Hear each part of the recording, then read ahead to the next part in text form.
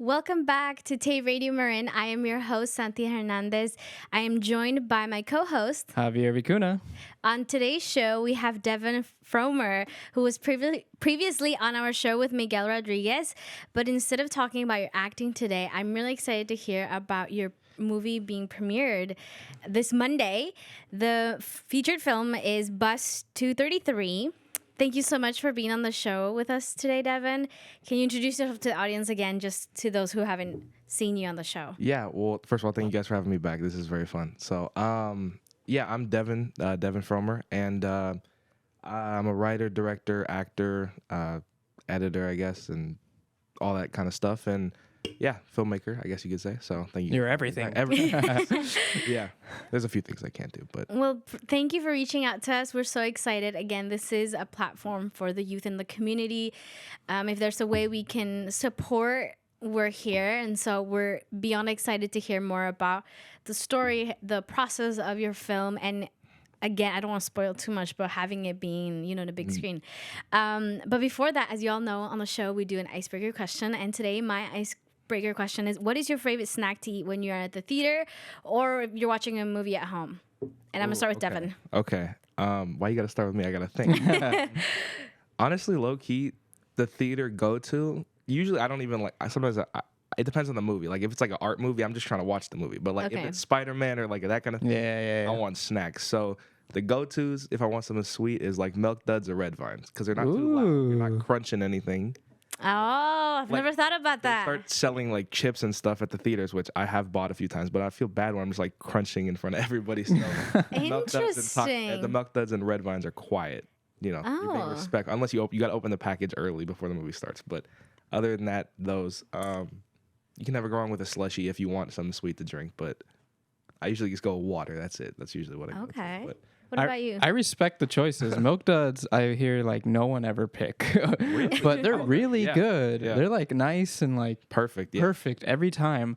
But for me, I gotta go with popcorn. Yeah. I mean, there's just nothing like popcorn. Have you guys actually tried those like seasonings that you can put on the I tried them popcorn? a while ago. The seasoning? Yeah, they have sell it. it at the About? theater. Really? Do you ask for it at the Yeah, you have to buy it like separately. Oh. They have like ranch. They have like cheddar. Yeah. I've never heard of that. Yeah. It's good. The ranch. They're one is good? Good. Yeah. I've tried it a long time ago. I don't be messing with the popcorn. I think it's because I had braces for so long that my brain doesn't let me. Like it tastes bad to me now. So it's like I don't be messing with the Oh, popcorn is yes. And I had a friend actually who used to eat popcorn with M&Ms. Yeah, They would pour M&Ms on the older brother popcorn used to and do eat it that. like that. Yeah, my older brother. My used to do my that. brother does popcorn with butter and jalapenos. That sounds It's an good. interesting combination. I'm going, now that you said that, I'm like thinking about my choice, but one of the weaknesses that I have is chips. Yeah. And sometimes if they don't sell chips at the theater, I'll take my own Yeah. because I love chips. But my brother will always remind me, you have to open it before the movie starts. But what we do is we get the tray, and so I'll put the chips there. Yeah. And then is it slushy or icy? I mean, same thing. Yeah. They're Yeah. both kind of Slush I Milk love Lemon those, Icy's the polar bear one. Yeah, and then they used to do, my go-to favorite one before was ice cream. Yeah. But then they took those out of the theater. I don't know why. They don't sell it at remember Northgate anymore? They sell like the package ones, but she's talking about yeah, the Dreyer's ice cream. used to Yeah, have those that were my with- favorite, but then they took thought it about out. Do you guys even know why they took them out? No, because Like, it was before COVID, so that's my go-to answer when I say anything like why they took it out. It's because of COVID. COVID. It was before COVID, so I don't know. Yeah, I go to the theaters quite often. All my favorite films to watch on the big screen Yeah. because I just think it's a very different experience. Love it. Especially if you go to the IMAX, like with the sound. I feel like movies and the sound have to go very, very connected. I love films, different types, different genres. I'm not specific, like just horror, different, all of them. But I do want to ask you now, kind of diving into your film. What is your film about? So the movie is I hate to say it, but it's kind of semi-autobiographical, but it's based on just experiences I've had growing up as a biracial teen in Marin. So it takes place over the course of 2 days, and it's a kid named Dante who's black and white, and his best friend Isaiah who's Asian and white, and it's just them going through their day and getting into a bunch of stuff and kind of just living their life and stuff. Conflicts arise based on assumptions and all that kind of stuff. Just kind of going through their day and going through their experiences as biracial teens and what kind of the positives and negatives that arise through that. Oh, interesting. So, is there what's the meaning behind the name Bus 233? Well, it's the only bus that goes to the neighborhood where I grew up in Santa Benicia. It's the only like one transit that goes that far into Santa Benicia, like towards China Camp. So it was a bus I would take home every day, and it was like it was the only time where I was like completely by myself because all my friends got on that bus and they got off earlier. So I was like, there was a period where I was just by myself, and it was like that's where I came up with most of the movie idea and the stuff. And it was like I just saw like people getting on. I saw people like react to me differently based on who I was with or like whether my hair was different. So it was like all that kind of like, so that's why I was like, it wasn't named that for a long time. It was named something else, which I don't even want to get into, but so that's, I guess that's where that came from. Gotcha. Interesting. Yeah. I'm curious you said you're biracial, how that influenced the film. Yeah. I think, we kind of talked about before the show where being in America, like for me, it's like, I now I'm from here, I guess. Yeah. But originally I wasn't from here. I have a whole culture in the back, coming back. So now I'm like living with two cultures. So a lot of the things that you mentioned, like how people look at you, how people react to you. Yeah. Back in the day, to me, growing up at school, was very, like, you could see it more often. Yeah. Nowadays, it's kind of shifting, very different. But like you said, being, I grew up in a very white school neighborhood, so being a bit darker, had people, look at you in a very different way. Yeah, most definitely. So my question was, how long did it take for you, or you wanted this film to come to life? But it seems that it started way, way back. Yeah, it's kind of, I think my favorite thing about it is the fact that it took me so long to finish the script. Because up until 7th grade, I wanted to be an engineer. And then I forget what movie I saw, but I saw one movie and it like made me want to make movies. And I had been a movie lover for my entire life.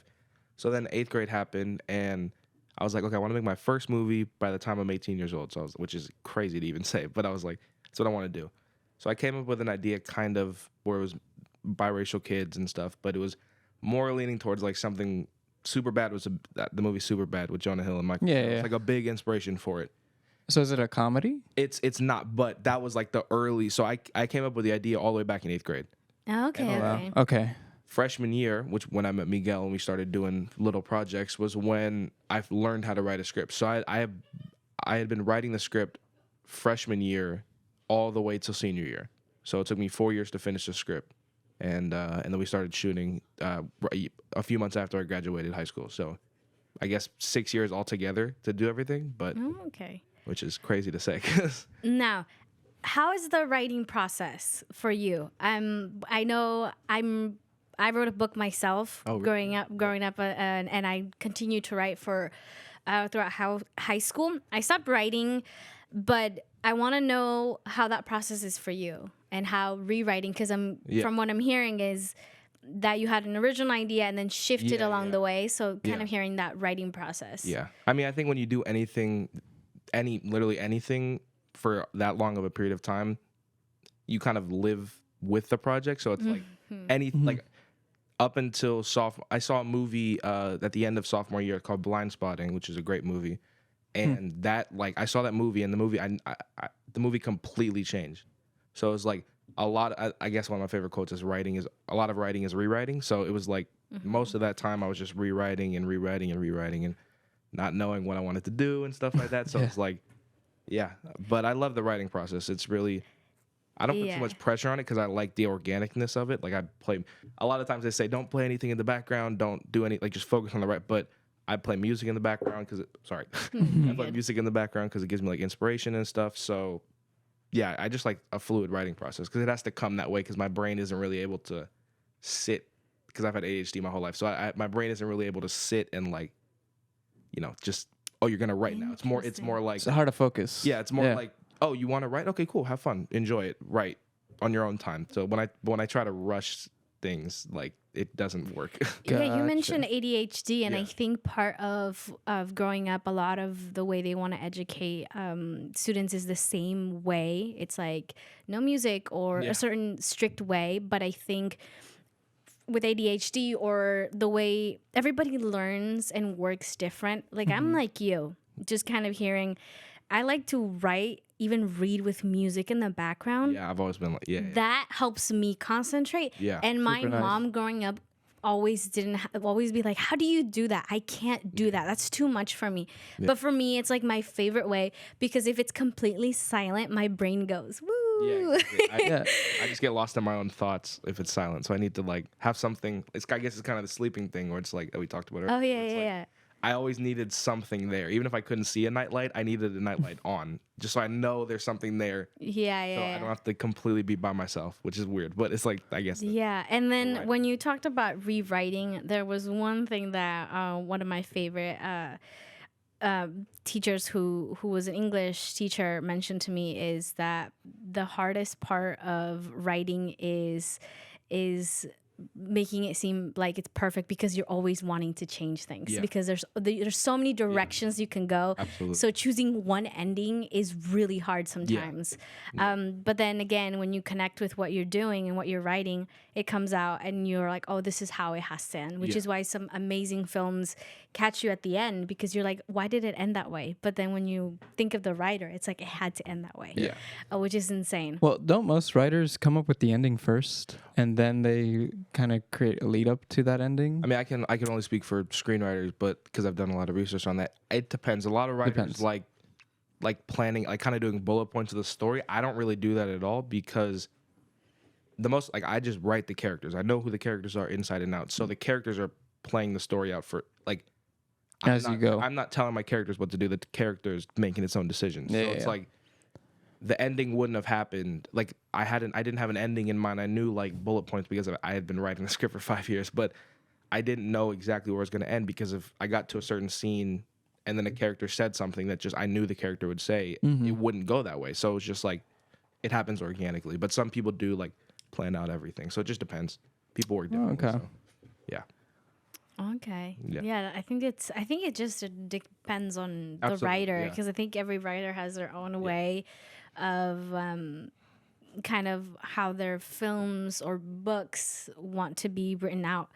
Do you want to ask any questions? Yeah. So speaking of like your writing process, was it challenging to like, what were some of the challenges that you had with writing the film? I guess just having time. High school is hard. There's that's lot a of good stuff- reason. There's a lot of stuff going on, but like I guess just dedicating time to something that at that time wasn't like a priority. You know what I mean? Because your Yeah. priority is school, so it's like you're doing that, or your priority is a sport you're playing or whatever. So it's like having time to just dedicate to that was, I guess, the hardest part. But And were there any challenges with the recording process, like filming, like I guess- anything like that? Yeah.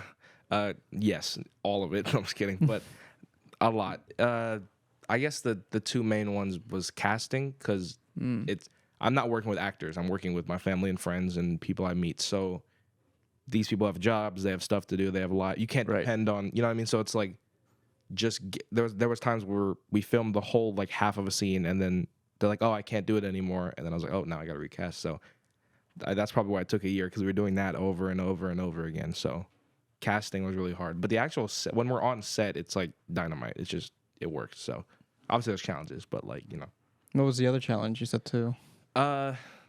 scheduling. So Okay, so stuff scheduling goes and along with casting, scheduling yeah. and, It's and just casting. usually just Yeah. working with people who have like jobs and stuff, and Oh, you know, okay. they're doing it Yeah. out of the kindness of their heart, not because it's their priority. You know what I mean? Gotcha. So, Yeah, I can understand that, because my brother and I and our friends, we have a business together, and we produce a lot of our own films, very short films. yeah. And part of what we do is ask people to drive for us or do certain stuff like that, Yeah, yeah. because we can't. So either one of us is filming and one of us is directing. And it gets hard. And so one of the things we've noticed is that we can only go out to film when all of our friends are available and they have that time to go. Yeah. Because again, they're not getting paid. You know, they're just volunteering and doing it because, you know, they're our friends and they want to support us, which we appreciate, of course. But that scheduling part, I can see how that can become very challenging. Yeah. Especially with yours that are bigger with more people than constantly rescheduling and changing actors can make the process of a lot longer. filming way longer. Yeah, it's like the guy who plays my best friend in the movies is my best friend in real life. His name's Alex. The plan was we finished high school. We started shooting July. The plan was to get all of his stuff done July and August before he went to school. We did not get nearly all of his stuff done. So he went to college and he was gone, and then he comes back for Thanksgiving. I was gone that month, so he couldn't do something. So it's like for a whole year I didn't see him, and then we finished like his stuff when he came back for winter break and stuff. Yeah. And even then we didn't finish it. So June we filmed some stuff with him, reshooting some stuff. So it's like you kind of just gotta deal with it because. Like you said, they're giving you their time. So I mean you have to work with it, and then the reshooting part. I know for us we take a whole day, and then we go back home and kind of review the footage, and you're like, man, that is there. That you got to do it again. And so the time of those the friends and the people that help you. So that scheduling part, I can see that. The good thing is that you're not like on a time crunch. No, at least like you don't have some like big executive telling you it's got to be done by the end of the year. But I guess that helps too. It helps with flexibility. But I wanted to ask, so your movie's going to be premiering at the Larkspur Theater on Monday. So this next Monday, your movie will be shown on there. And how did you get the opportunity to have your film at the Lark Theater? So the whole kind of plan for this thing was we were gonna submit it to a bunch of festivals, and then.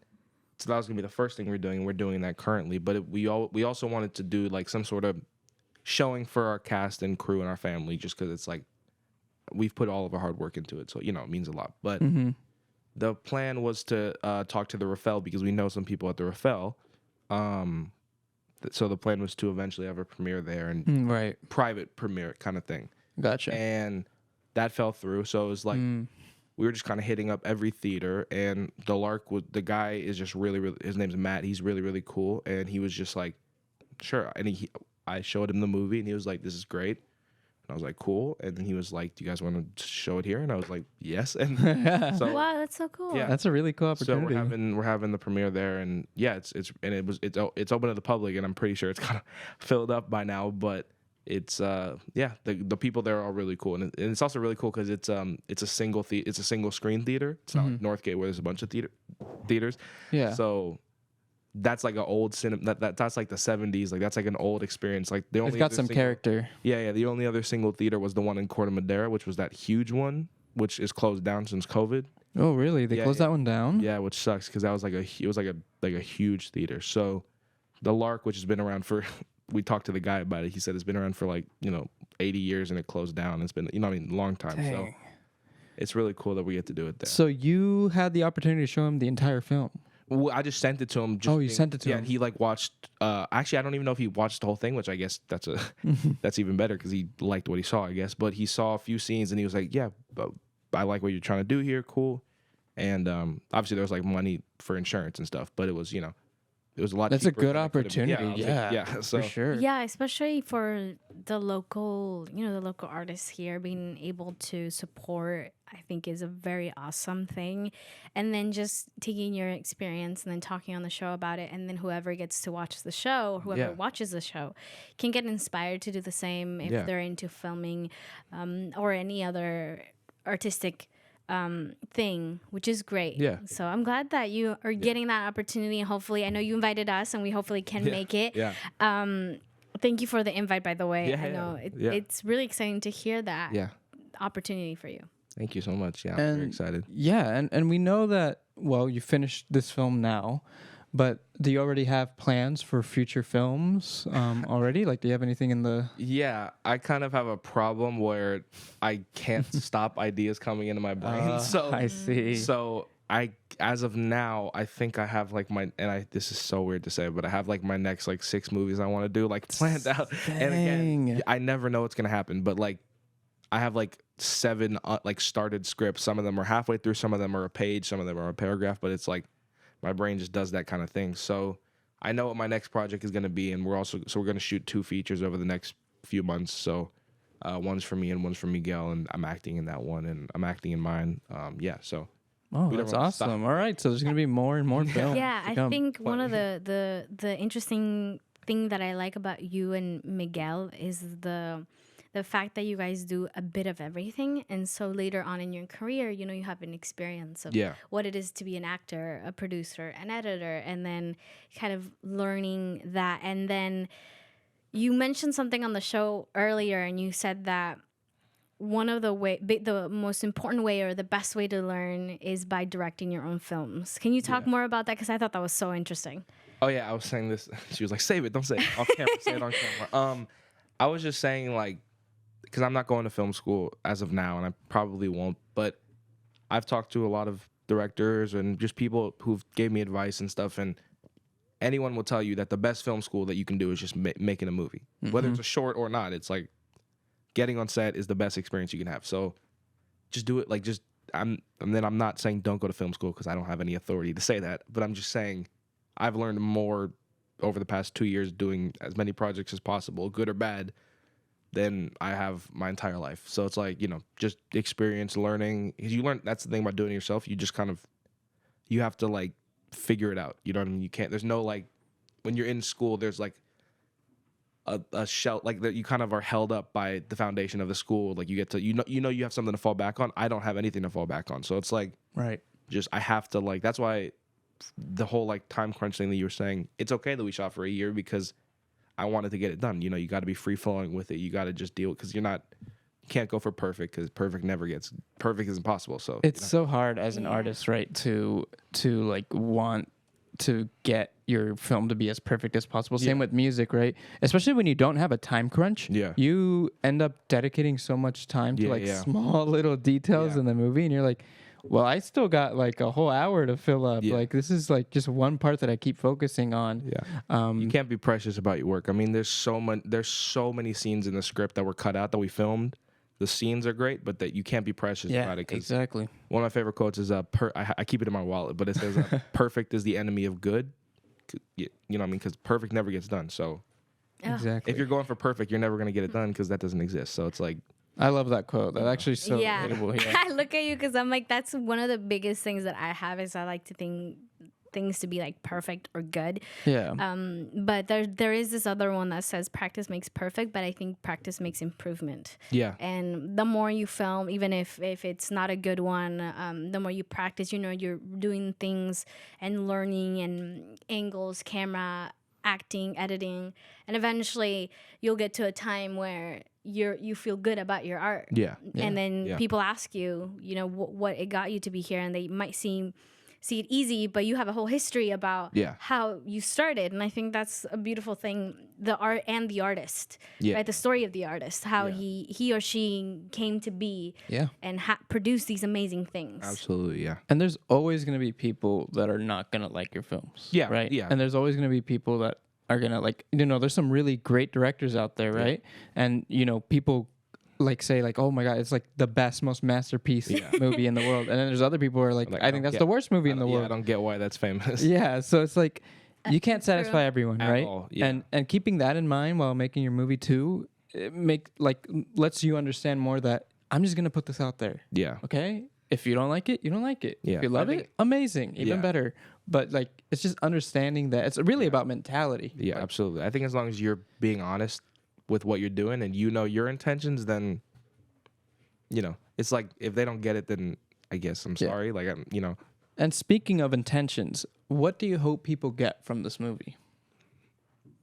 Like, is there a message? Is there a theme? I guess it was kind of just, I guess it was highlighting something that I never saw in a movie. I never saw what it's like to be a black kid around white kids and be seen as the black one, but when you're half white around black kids, you're seen as the white one. So it's like, I never, and that's something I've been living my whole life. So I've never seen that in a movie, and I've seen plenty of movies, and it's like Blind Spotting, that movie I was talking about, is the closest thing, and that's what really inspired me to finish it, because it's about a black guy and a white guy, and they're best friends, and I could relate to both characters so much. So it's like, that's the closest thing. So I'd never seen it. So I guess the blind side is what movie? No, Blind Spotting. Oh, okay. The Blind Spotting is Blind Side is the football one. What's the Blind Spot one? The one you're talking about? It's a movie. I think came out 2018. It has a I don't know if anyone's seen 2018. Hamilton, but it has a Daveed Diggs from Hamilton, and Daveed Diggs. It's about two friends in Oakland, and they're both from the hood, and it's kind of a similar thing where it's like the white guy is from the hood. It's how he acts. He has slang and all that stuff. And people be like, people talk to him and assume that he's trying to, appropriate the culture, but he's just being himself. So it's like stuff like that. So it's like, I guess I just wanted to highlight something that maybe other biracial kids, and that it doesn't even have to be black or white, because I'm sure other, Asian, like I said, the other kid in the movie is Asian and white. So, and he related to a lot of stuff too. So I'm sure other kids who are like me haven't seen that movie. So I guess that's not really a message. It's kind of just showing them that your experience is valid because it exists in the world. So, and I have so many biracial friends who are half white and half Asian. Yeah. And a lot of them, very similarly to what you're saying, is that when they're around Asian people, they're seen as the white Asian person, or when they're with white people, they're seen as the Asian white person. Like, and if it creates this like sense of like, who am I really? Yeah. And I'm sure you go through that all the time. All the time. And they tell me about it, and I just like, I think personally that being biracial is beautiful. Because you get to experience like two different cultures. It's so awesome. I love it. It's dope. Yeah, and I think it also happens. I think it happens in every culture. I think one of the closest that I can relate to is if a Latino is born here. Mm-hmm. You're not fully American. You're not fully Latino, right? Because you grew up in a very different. You know what I mean? Like there's something on social media that's always coming up. The no sabo kid. Yeah, you see that, but that's really the reality of it. Is they grew up here, and they didn't grow up in Latino America, so it's hard for them to sometimes fit in. Exactly. But there, like you said, there isn't anything wrong with it, because it's just how one grew up, and I think the U.S. especially is a multicultural country, and it's still today we're still working for that acceptance of like we are a multicultural place. But I'm so excited to see your film. Thank you. Hopefully I can watch it, on the big screen. But just understanding more of where you came from, and then how that was created. I think it has a very powerful message. Do you want to add anything else? Yeah, so I wanted to add, for you growing up here in Marin, here in Marin, we talked a little bit about this with our show with Miguel. Yeah. But we talked about how Marin's very white dominated. Yeah. Right? There's a lot of white people here. Yeah. And I want to connect also to what you were saying, Santi, that when in a professional setting, right? When you're around just white people, it feels so... It makes me so uncomfortable. I'm so weirded out. And, my tone of voice has to change, too. Absolutely. And then, when I'm hanging out with all my friends who are, Latino, it's I feel so much more I can say whatever I want. But, when you're in a professional setting and there's so many white people around you, you're just I kind of have to force myself to be someone that I'm not. You know what I mean? And that I've always had that complication. It's great that all these people are really nice. Obviously, I've never actually had any issues with anyone being racist to me. But it's also, I still feel like the token Latino guy or the token black guy, right? It's just it's a complex issue. Yeah, I think growing up, I felt very small sometimes. Yeah. Being in the room full of my peers, especially, I'm very short, but that's just kind of where I'm from. It's very rare you get to see a Guatemalan super tall. I'm very short. We saw actually a tall Guatemalan for one of our other radio shows. And I was like, yo, you're really tall for a Guatemalan. But, growing up for me, one of the things that all of my peers were so tall. And they were, because I'm not saying, They were all tall. And for me, that was one of the insecurities I had. I'm like, oh my God, I look so small. And I'm always very short.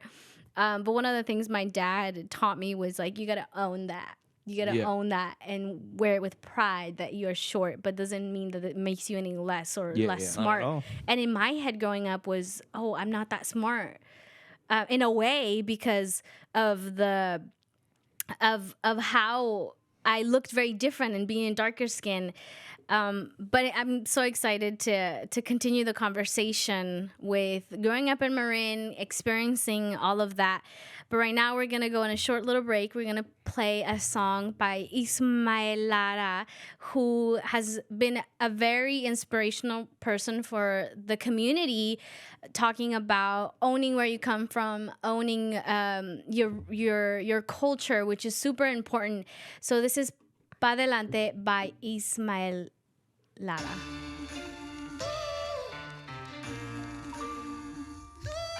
This society try to crush my spirit, but my chicano so don't fall. I'm 100 with it, mi gente dice al 100, puro pa' adelante, pa' atrás a más, que eso ocurre en vivo ya verás. Vamos, vamos, pa' adelante, vamos, vamos, pa' adelante, vamos, vamos, pa' adelante, vamos, vamos, yeah. So who's the victor? You Roman silver, the 30 coins of Judas. I'm Aztec gold, abundance of wealth that will never told. I'm the mind alliance, youngest defiance, storm of stars and all the science. Duality of the serpent, don't misinterpret. I'm fine wisdom, age in the temple of the serpent. I'm the flaminess of Chorus poems, wisdom that hits the soul. Nobility, we slip to these hard to fight every day. We born to prove victory, not to fade decay. I'm Purepecha princess, Erendine on her horse, ready for war. We don't die, we regenerate. Victory, our fate. On a cool breeze, I move with ease. My intellect stays strapped. I embrace my heritage. The brown, white, and the black. I got my mind on my studies, and my studies on my mind. Ready to hit back with facts. Blackjack. So what's the meaning? Historical victory from the beginning.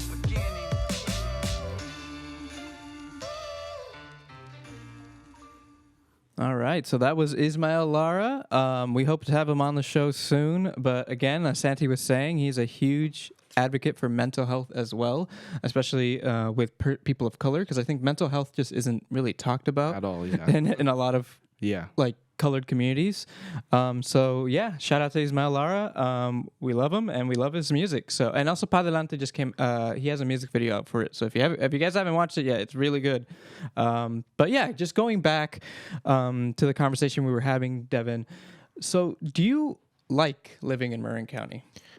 Yeah, I mean it's a bit. I guess my biggest complaint with it is it's a bit boring, but I agree. It's close enough to San Francisco and Oakland and Richmond, and I would say even Petaluma's more interesting. Oh, most definitely. It's a bit boring, but I've. Can you explain the boring part? I don't know. I just feel like there's not a lot of stuff here for kids. Like if you live in San Francisco, you can do all sorts of. You can just like go out with your friends and figure out cool stuff to do and experience life and meet people and stuff. There's not like any of that really in Marin. Like it's kind of just like you're in your area. Like Marin is, I feel like, I don't mean this in the, I guess I don't really know how you would say this, but not in the race way. I feel like it's very segregated by area. Like it's kind of just, if you live in this area, you kind of just hang out there and maybe you go see your other friends there, but you kind of just, so yeah.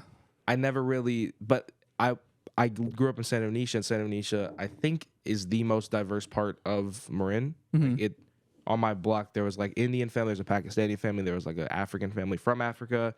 My family was African American and Jewish. There was like white family, you know what I mean? So it was like, I grew up around a very diverse area, and I also went to Laurel Dell, which was majority Latino at the time. I don't know if it is now, but so that was like, I got to really, so it's never really been like, I mean, I can't really complain about it. I've dealt with a lot of crap, but it's also, my whole family's here, so it's like, it's right. nice. Yeah. I agree with you because Marin County, I think, is just lacking so much in like activities for teens, like specifically high schoolers. Like all we got really is like sports, like after school programs, but that's not enough variety, Yeah, no. Like if you look at the East Bay, you look at it, like you're saying, San Francisco, there's so many like places you can go to as a teen. Yeah. And here, what I've noticed is that now that I'm 23, right? So I now have access to bars. Yeah. And bar culture is like so big here in Marin. Yeah. But again, you have to be 21 to do that, and and you can't like really go into a bar like that. Yeah. There's plenty of restaurants to go to. Yeah. But like that's a restaurant. What are you gonna do after the restaurant? Go to the Northgate Mall and go That's watch what a movie? It used to be, but now Northgate Mall is dead. So. It's completely dead. And there used to be an arcade at Northgate Mall.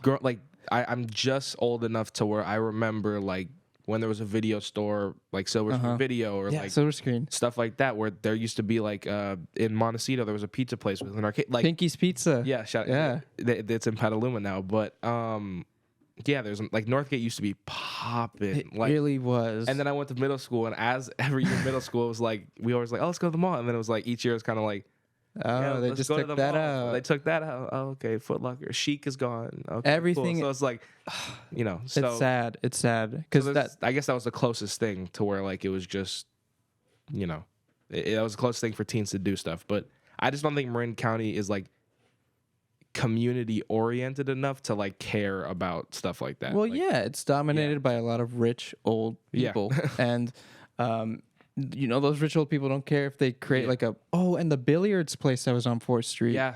That pool. That place was like to play pool. That was one of my favorite places to go as a kid, and they closed it down. They closed it down. The too. one in Canal? No, there used to be a billiards place. Well, they closed that bowling place down. The bowling. I was thinking of the bowling place. And they closed the bowling place in Canal. Like, okay, where are the teens supposed to go now? And it was like most of this stuff was before COVID, so people just aren't going outside. I think what makes, just kind of listening to both of your perspectives, Marin is very beautiful in its landscapes, in its nature walks. Like you can go for a walk and a hike. The views, the weather here is very very nice, because if you go to San Francisco, it's much cooler, and if you go a little bit more, it's way too hot. So it does get a bit, different. It differs from other places on its landscape and places. One thing I've noticed though, to me, one of the biggest things is transportation, because I drive. We go to different places, not just in Marin. Like there are things we do here in Marin, but we go outside, and I think it becomes boring if you don't have a transportation. Most because definitely. of where you can't go. Like, this is a very beautiful place to live in. Do they not have a lot of things? Yes, they do not. But then you can kind of branch out and go in different towns. But yet again, if you don't have a car. It's right in the middle, Yeah. You can go up to Roland Plaza and go to, like, Chick-fil-A and stuff like that. Yeah. You can go to Mill Valley. Like, Mill Valley has, I would say even Mill Valley has, like, a lot of cooler spots than, like, Santa Fe and stuff. Because Mill Valley has, like, a lot of fun spots downtown, so... Yeah, and then just the lack of advertising for a couple of things. I know there are activities they do in downtown, like they close the street. Yeah, then like the farmer's market. Yeah, the farmer's market. There's different things that people can do, and I think it also just kind of depends on what you want to do as a teen. Like for me, going to an arcade isn't as fun for me as going to doing, a hike or a driving, with a good view. So I think it differs, but I do know that, like, I've lived really close to the mall, like maybe like 2-3 blocks away, and just seeing how that has gone down. Because I do remember there was Chuck E. Cheese there, right? There was a Chuck E. Cheese. I don't remember that. Back in the day, when we were like tiny little kids. Years ago. Yeah. I don't even remember that. Yeah. I remember the McDonald's. Used to be a Hot Topic there. Like, the Hot Topic was awesome. Stores, but there was even like GameStop. The GameStop before the redesign at the mall was so good. Yeah. Oh my god. But even like something as simple, like there was this really nice view, which I just living here, I'm sure you guys know about it, but there was a really nice view up on, I don't know what that hill's called, but I guess Marin Hill, and like you could see all of Marin. And like high schoolers would go there all the time, and they closed that. So it's like, really? How did they close it? It was just one of those things where like you would just drive up there and you could just go. And I think just it. I remember I went at night. Yeah. Once up there. It's a beautiful. So like. Where like there's apartments. The neighbors around that area, like because there was houses there, they'd always get really mad about like teenagers coming in over there. Which so I'm they're sure probably not all the teenagers that went there were the most respectful of that. Yeah. But something as simple as that, like. Something as simple as that, where it's like something where kids could go and just be at a cool place and look at the view and, be kids. It's like that's gone. So it's like, And even that, like, where they closed down 4th Street, I even feel like that's, like, it's lacking. That's more like for, like, old people. Yes, Yeah, it's more for adulting. So they don't have, like... I do agree on that. Speaking of that, I just wanted to add real quick. Yesterday, I went to the... there was this thing called the 4th Street Block Party or something like that. I heard about that. I went yesterday with my niece because they're apparently giving out like back to school supplies or something for free. So I just went. There wasn't any back to school supplies, but one thing that was really refreshing there was that there was a guy selling anime figures and trading cards, and he's starting his own small business of that. And he's like around like my age, like around in his 20s. Oh, that's really cool. And he's based in TL. Wow. And he just created his own like business website and everything, and he sells like all these cards, all these anime figures, and I'm just like, this is so refreshing to see this here. Like, holy moly, dude. Like, and the farmers markets, whenever you're walking by, all you see is like jewelry, all this like handmade over expensive the farmers market stuff, but is designed for like local shop owners. Yeah, like that's what it's for. There was no variety in those shops. Like what little kids could get that like inflatable thing and like some balloons and then like plenty of a lot food, of a lot of it changed due to COVID though. Yeah. Not trying to defend Marin County, but I did notice like is lit though. I do like the farmers market. they did change a lot of stuff due to COVID. Yeah. They do the restaurant outside too, and they do some dancing as well. It's a vibe. Yeah. But I get what you're saying. It's just not. Yeah, I just don't think there's enough overall. Like, just looking at Marin. I mean, Marin's big. Like, I feel like right now we're kind of specifically talking about Santa Fe.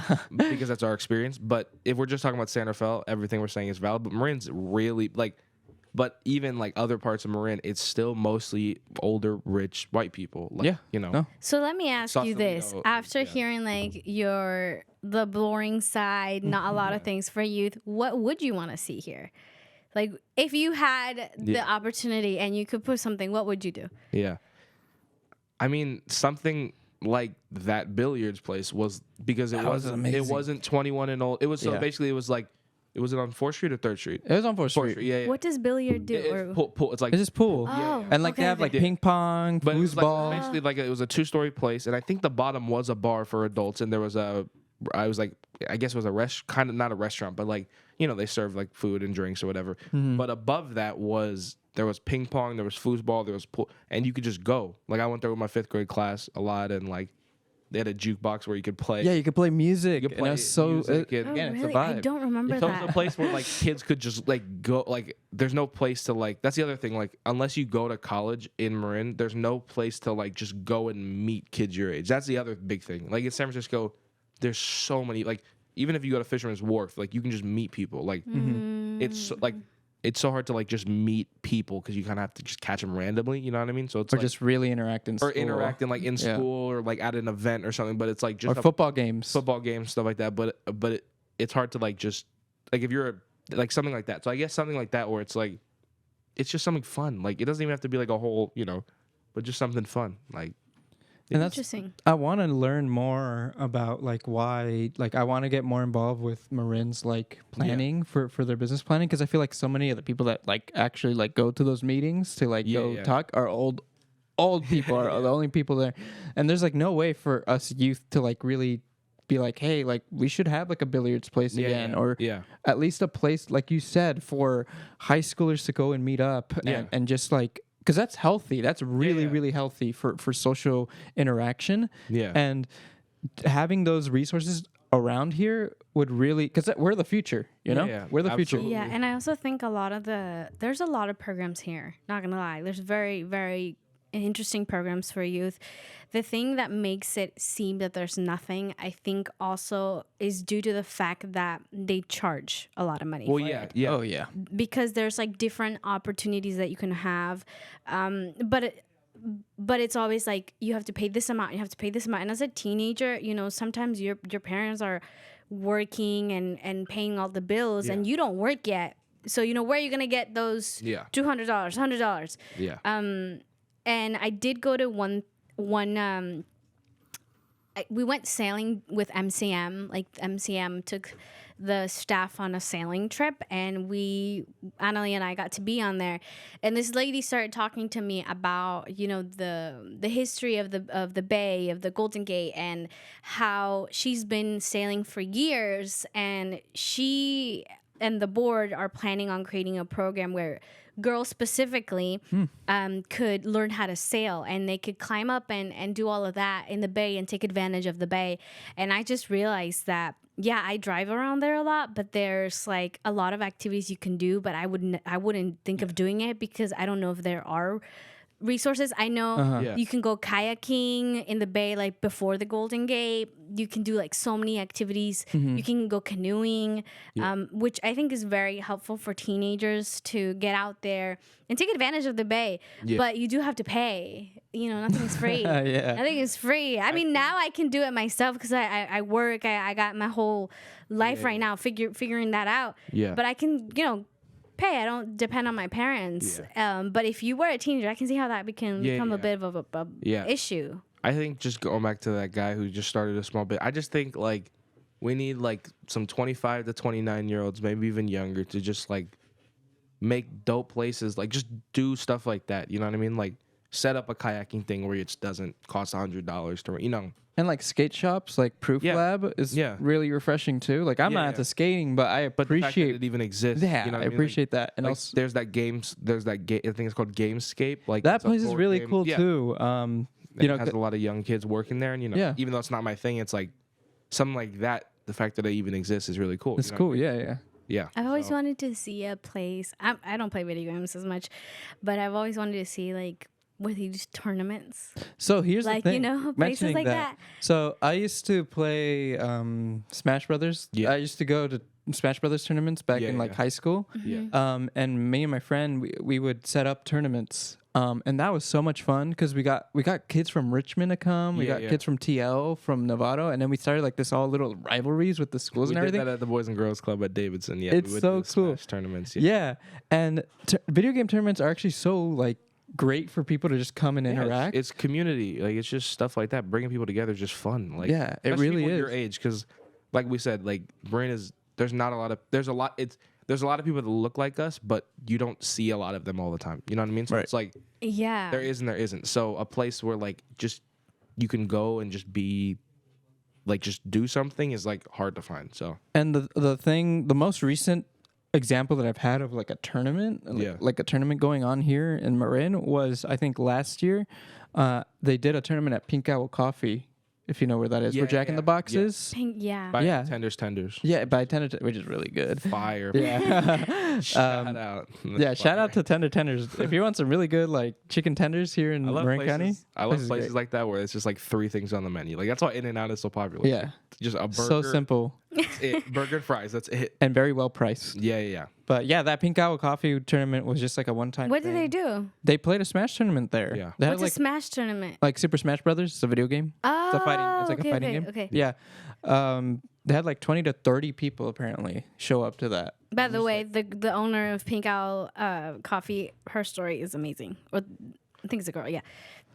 How she created the coffee place. Oh, really? Yeah. I've actually never gone inside Pink Owl Coffee. I haven't either, but I heard a really good story about that. Yeah, there's there's a lot of great coffee places in Marin. Like, I also really like Johnny's Donuts, which is also on that street too. Yeah. But like, go ahead. No, I was gonna ask, kind of connecting it with our whole show today. What things or activities would you want to see here in Marin that represent art, like filming? Like, what would be so cool as a teenager to go to something, related to what you're doing? There used to be a place. I don't know if you guys remember, but there used to be a place not too far from here. It was on 3rd Street. Yeah, on 3rd Street, past Kaiser and past the Cleaners. It was like a studio, and my brother used to do like classes there and camps there, basically, where you could just. There's a guy who owns it, and I think he still does work in the community. I forget his name, but yeah, I think you're talking about the community media center. Of Marin. And kids, they had computers set up. Like I did a camp there when I was a kid, and that was like the first time I did anything with like a computer or camera or anything. So it's like that was like just seeing other like 10-year-olds who wanted to do stuff like that is like, you know what I mean? Or it's really like dope. 18. Yeah. So it's like, and then that's not open anymore. So like stuff like that where it's I just. think it's isn't it? I think it's still open, but it's not as yeah.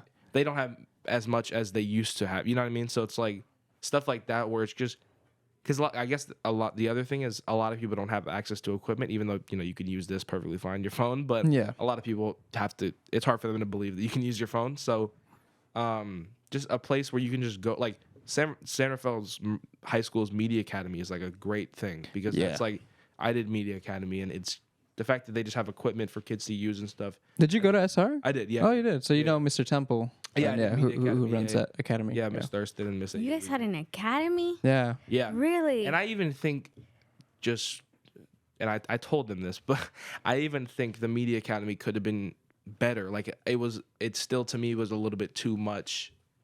This is school homework and stuff. Yeah. And then like the media part, like I was taking Media Academy to do media and stuff like that. Yeah, because it was kind of sidelined. And I get the whole point is with English and history and stuff, but it still didn't feel like, creative. Like you couldn't be creative with it because they made you make like these historical pieces, right? Yeah. So stuff like that where like I was just in Oakland last night for another premiere for a short film that my brother hooked up and it was just really cool.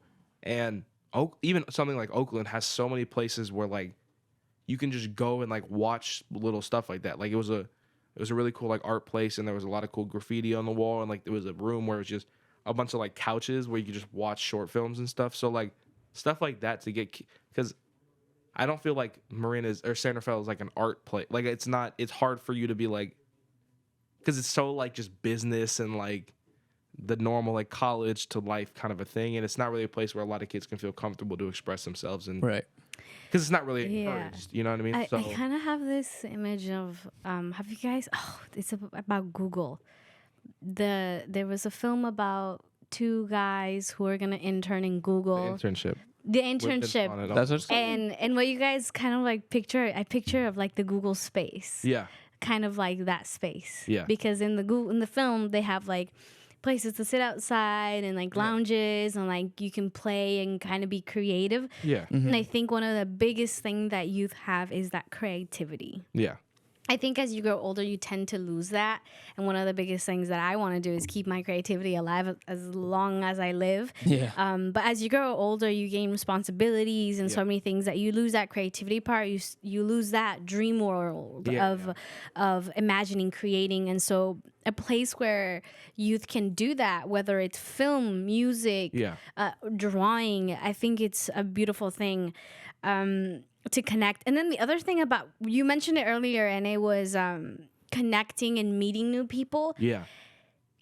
That's so true. And in college, a lot of people have that. But I think we're so, in nowadays, we're in the generation where it's really hard to connect with people because you're just so by yourself. Yeah. Mm-hmm. You're always online that when you look up and talk to a person, it's really awkward for you. Yeah. Because you're so used to this. That and whole, like, walking up and just being like, hey, is like so gone. And it's like, I have a lot of older brothers. I have 6 older brothers who are Dang, I did not know you had that many older brothers. And they're all a lot older than me. The oldest one's 38 and the youngest is 29. So wow. They have kind of, so I kind of have that like where I'm like just, hey, how you doing? Like, and a lot, I almost feel nervous doing that because so many people are like, they're like, oh, this guy's like talking, you know what I mean? So it's like oh, this person just coming up random, like, oh, like, because they're always on their phone, you know what I mean? So it's like, it's that kind of thing where it's just like meeting people or that kind of thing is like, it's kind of gone. Yeah, I did ask a couple of friends that are in college, and they're like, yeah, there's that part. If you don't want to do your work, you can meet people.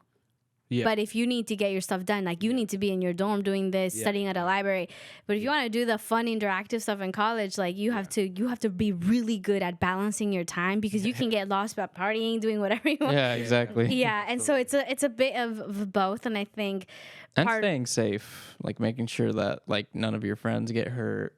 And nothing gets too crazy because in college, like a lot can happen. Yeah. In a very short amount of time. Yes, so you did go to college. Yeah. I didn't go to college. But how was your experience with like social life? Did you get to meet a lot of people, or was it the same? Like you had a lot of work to do. It's similar to high school, where you're in a classroom and everyone's just kind of there to, well, especially at college, since you're paying to be there, a lot of people are just there to learn, and that's it. They're not there to go make friends. They're not there to make. That's so true. So a lot of them are just kind of like glued to just the classroom, and then when they leave immediately. You know, no interaction whatsoever.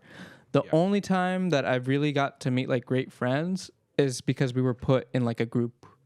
Setting. Kind of how high school is. Like, exactly. Yeah. Most If you of put in the a people group, meet you in high talk. school is just you happen to be in the same class as them. Like, you know what I mean? So, or middle school even. So it's like that kind of thing. You just kind of meet people. I just thought of a great idea. Like, to answer your question, like I have like a solid answer. Like having something like a gym where it's like there's like a cheap kind of a membership thing where kids can just like kind of, and it's like a Google space where like there's like a place for editing. There's a green screen. So like that would be kind of cool. Like there used to be a place, like a rec center like that, where like you like or you doesn't even have to pay, but just like a rec center where kids can just go and do stuff like that. When I was like 6 or 7, I remember very vividly there was a place on not 4th Street, probably 3rd Street, called the Mic, and it was vaguely, and it was exactly that. It was exactly that. It was a rec center for high schoolers. I remember, They had like a gaming corner, they had an art corner, they had like a filming corner. It was so cool. And it just closed down. There's never been anything like that here in San Rafael, like that ever since. But that's like a great idea. I want to know like why. Like I assume obviously the billiards place had a reason to close down, but it's like I just wonder why. You know what I mean? Yeah. No, I feel you guys, and that's part of like so. My brothers and I, we have a detailing business, but we really, like, my brother is really into building cars. Like, he builds, all of us worked as a team, but he built my car. I have a 1989 Fox body. And we built it from scratch. And one of our main goal for our business isn't just to make profit, it's to build a community where we want to have youth come in and learn how to work a car.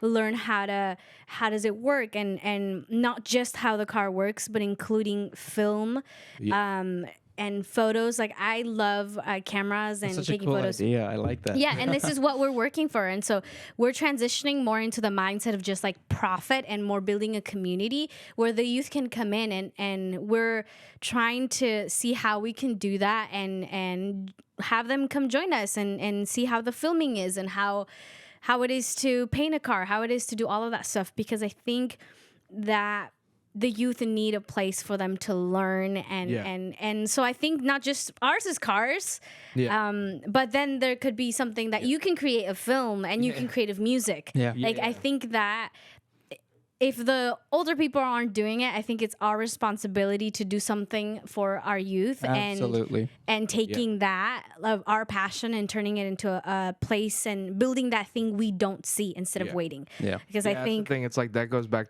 all the way back to earlier in the conversation about the film thing. It's like I've learned a lot in my life about complaining really doesn't do anything unless you're doing stuff. So it's like the fact that something as simple as like, oh, people aren't getting a chance to talk and be heard.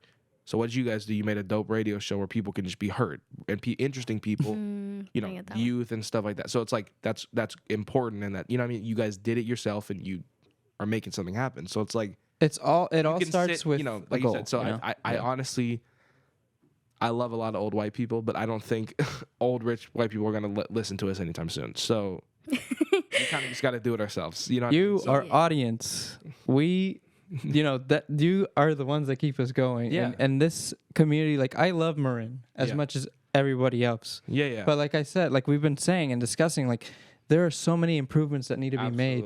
And us, as being a younger generation, we're the ones that are going to have to shape it in our way.